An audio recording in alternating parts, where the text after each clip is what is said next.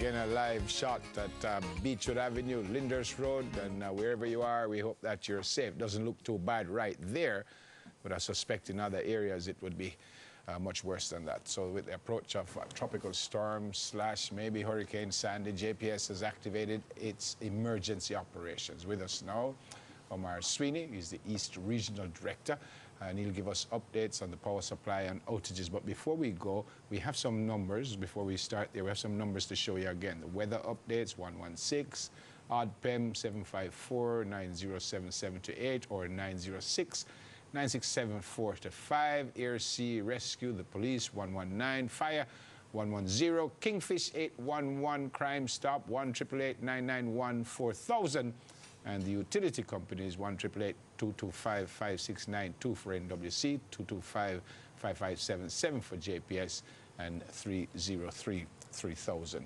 for Flow. Mr. Sweeney. Morning. Morning. Good morning, sir. Morning. How soon would you have heard about this, and then what happens? What happens as soon as you hear that we might be impacted by a storm, hurricane, whatever? Well, as soon as the first warnings came out about the tropical storm, we immediately moved into action and started to look at the structural integrity of our system. We've been looking at vegetation control, we've been looking at light posts, transformers, and those types of things. 2 days ago, we decided at the parish level, which is the way we're operating now in our decentralized mode, we started to put together our local parish level emergency operation, the EOCs. And those were put in place. This morning, like you said, we activated the central EOC. So that's gonna be the room that really directs all the restoration activities. So we really wanted the public to know today that we're ready. I mean, none of us want this storm to come, but we wanted the public to know that we're ready. We have put, you know, we've done things like move light posts across the gorge. We have them stored in Monique, so that if we have any blockages there, we should not have any problems restoring. We have our linemen. They have been on call 24 hours, really since last night, because with the constant rain that we've been having a number of emergency calls, and the crews have really been working all night. But we even have a plan for that. We have relief crews, so all that is in place. And so we really, you know, as we stare down the barrel of this storm, I think we just want to work with the public. You know, the calls were put up, the numbers were put up, so we want you to call in and let us know. You know, just be patient with us, because I'm here this morning to say that we're working, we're ready. No. What I wanted to say also is that there's a question about, you know, when is JPS going to cut off the light? Yeah, you know, I was going to ask it. Yeah, that's the question. And really, starting at the top, yesterday the CEO, Kelly Tomlin, advised the government that as long as possible, we're going to keep the lights on, right? So that decision has come from the top. And so now we have to be safe, right? And we also have to protect our equipment. You know, the same way you would protect your TV, appliances at home, JPS has to protect our equipment because there's a tomorrow.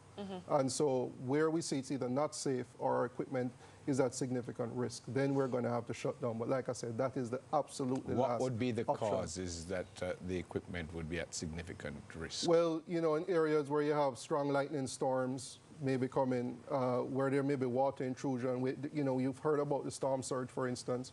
Our Old Harbor plant, for example, is at risk. We don't know what that storm surge is going to look like. And so situations like that we have to deal with on a case-by-case basis, but it would pose a risk to our equipment. Has the decentralization helped? So instead of just saying, let's cut the electricity right across, now each parish can respond according to the needs of the parish, and so outages will happen in that way? Well, it's not so much an outage issue, but what will happen with the decentralization, we have closer contact to what's happening on the ground in that parish. Okay. So rather than central control in Kingston saying, well, we think this is happening, we have a full team in each parish now that is saying, really, you know, let us deal with it this way. And so we have a better communication flow, and so we're able to make better decisions. We were talking earlier that a lot of the electricity runs overhead, and so when the heavy winds come in and so on, then that's where you suffer the most. Yes. Based on what has happened in the past, are you now more equipped, not just in terms of knowledge, but in terms of technically to respond to things when they happen? Well, I think we were always equipped, but the difficulty has been how we respond, how that communication flows, and you know, just what we have seen over the last 2 days in how we have organized ourselves locally. I think you'll see a much better response. You know, like I said, if there's a problem, it's only because of safety reasons, access, or just how we have to. There's a procedure in how we're going to have to bring the system back up.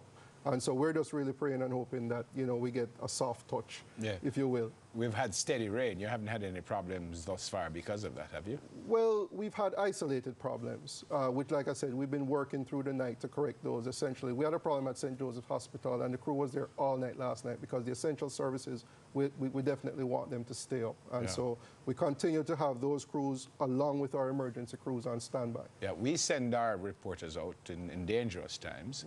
Sometimes you might have a pole that comes down and they have to pass. Can they just pick up the pole and throw it down? No, definitely not. Definitely not. Like I said, contact us at the numbers and our crews will come out. They have the protective gear. They have the equipment to go in and clear the area. And like I said, we are on call. And even the pole itself could cause a problem if you're not touching the wires and stuff, but you want to get out of your house or something. Well, you just don't know. I would say, let's err on the side of caution. Just don't touch just it at all. Don't touch anything until, we don't know how it's energized. And we have to go through those procedures even with our own team. The numbers again, where can I report down power lines, trees and power lines, fire, etc., Delia? 1-888-225-5577. or 1-888-935-5577. You can also email calljps@jpsco.com. You can text, if you're using your digital phones, 399-4740. From Lime, 823-6523, or on Twitter at myjpsonline. And they also have a Facebook page, facebook.com/myjpsonline. So everything, it can't be easy to cover the entire country. And from what we've heard so far, that the entire country should be impacted, maybe severely. Yes. That can't be easy for you guys to do. No, it's not easy. And what we hope, after the storm has passed, then we assess our resources again, because where we don't have so much damage, then we'll start moving our resources into the greater affected areas. And so that's our plan right now. But right now we have spread everybody evenly across to respond. Once the event passes, then we'll regroup. Everything is in place, all the emergency guys, everything is up. Yes, everything is in place. I'm getting out of here now to head up my station for Eastern Jamaica. I know it's difficult to make these kinds of projections, Omar, but sometimes after hurricanes, a week passes, 2 weeks before electricity is restored. Yes. Are we now better able to fix things when they happen? Can viewers say, well, maybe in a week or two, we should be back to normalcy? That's totally what I expect. Like I said, we have the equipment. We're not waiting on anything to come from overseas. Okay. Everything is in place. And so I expect that as soon as it passes, to the extent that we can get access, and we're coordinated with the NWA, NWC, and, to get access into areas. And so we've started that process, and ODPEM, to the extent that we're able to follow the rules, where we can go, then people will be able to come And are you back usually up. in a position to give us a timeline? Are you usually in that position to say, well, it's going to be up for sure next Friday or something like that? Well, on an isolated basis, meaning that once we assess and the systems go down, then we'll be able to start providing timelines. So that will come out in the media. Our plan is after the storm passes, you'll start seeing those timelines. And there's enough human resource, or do you pull on contractors and other? We have contractors also in place. We have our standby contractors in place. In many cases, they have planted their equipment on our property. So right now we're one team. Okay. Right. We're not saying contractor JPS. We're one team, one JPS. Thanks, my friend. All right. All right, thanks, Thank you. Omar. Sweeney, East Regional Director at JPSCO.